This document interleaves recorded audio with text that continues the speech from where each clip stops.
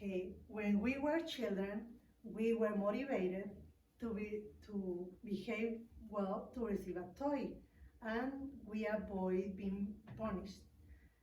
Then when we grow up a little more, we help with the chores in the house because we wanted money, and we want to avoid the mom's chancla. So at school, we were motivated to have good grades because we wanted to approve the grade, and we avoid bad grades because we avoid the chanclas or the amonestation of our father. Um, then, when socially, we did what our friends did to be accepted and avoid to be rejected. We pursue profit and escape of punishment. Today, we follow the same pattern. We seek to do a good job to receive a good income and avoid being fired or receive an amonestation of our superior. Um, we work on our relationship because we wanted to be happy and avoid conflicts to cause us loneliness or sadness. We look for hobbies to feel good and avoid boredom. So this is an external motivation, and we are motivated by what happens around us. So there could be days that we have a lot of energy and we want to do things and achieve objectives and goals, but little by little that motivation disappears and you can feel overwhelmed, stressed, overworked, and even physical and mentally tired with health problems could be. So what happens is that we are demotivated, or maybe born. Work demotivation can affect your performance and commitments to the company by up 40%. Today, I want to you know how could improve your motivation at work and in your life. So there are two types of motivation. The external motivation that I mentioned before, and the internal motivation which has to do with your interior. So there are some causes of the motivation at work. I want to tell about 5 of them. Number 1, lack of recognition. If you are not recognized for your work, you will be demotivated. But if you have recognition, not only make you feel accomplished and appreciated, but it also reinforces good performance and encourage to continue repeating the actions that lead to that performance. So the more employee behavior is possibly recognized, the more likely want to repeat this behavior and remain motivated in the workplace. Number 2, the work environment.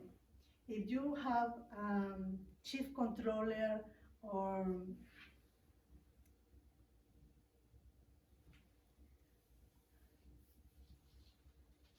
unproductive meetings or messy work area, dirty or unsanitary facilities, you won't feel comfortable to coming to work.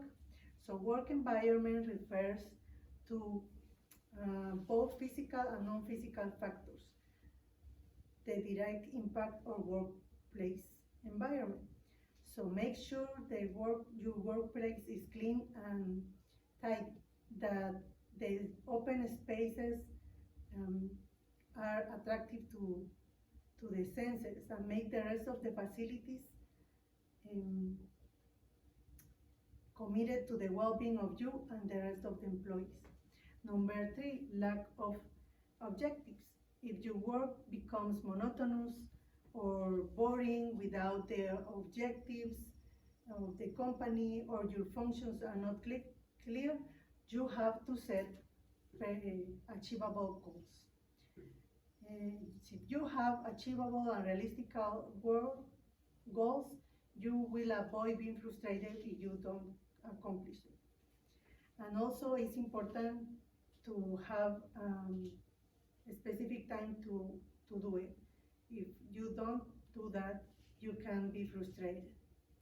And number 4, excessive workload. If you are subjected to an excessive workload, you are in a greater risk of developing mental problems such as anxiety and depression, as well as physical problems to stress such as headache, anxiety, etc. So reduce your workload. You can set redistribution of tasks, and you can you can talk with your partners that are far away. They can help you remotely. So also you can accommodate your work hours. That will help you to have better. You are going to be better worker, and that will allow you to have a better accommodate family needs, holidays, and personal responsibilities that more rigid schedules often don't. And number 5, personal problems. It is almost impossible to separate work of personal life. So these conflicts negatively affect your performance in your work. So you have to look for guidance and emotional support if it's necessary, because it's important you are okay. If you are okay, the company will be okay too. So the last point has to do with internal motivation. So how can a person can be motivated? First, we must understand the behavior, human behavior, and what makes a person feel frustrated at a given moment. So our actions are in life are generally aimed at achieving objectives. Be a better father or mother, be a better worker, have a tons of money,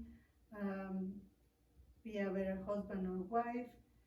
So having goals keep us busy and motivated. If we have goal, we want to reach it, and the motivated worker puts all his effort into achieving the goals he sets. So, how can you be motivated yourself? You need 2 things. First, you need your purpose. 2, you need your actions. Your purpose could be a business, could be better life for your kids, a better community, a better country.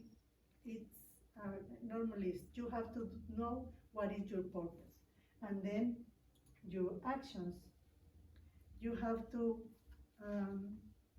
guide the aspect of your life along that path, and your purpose become a radar that guides you, but you have to act.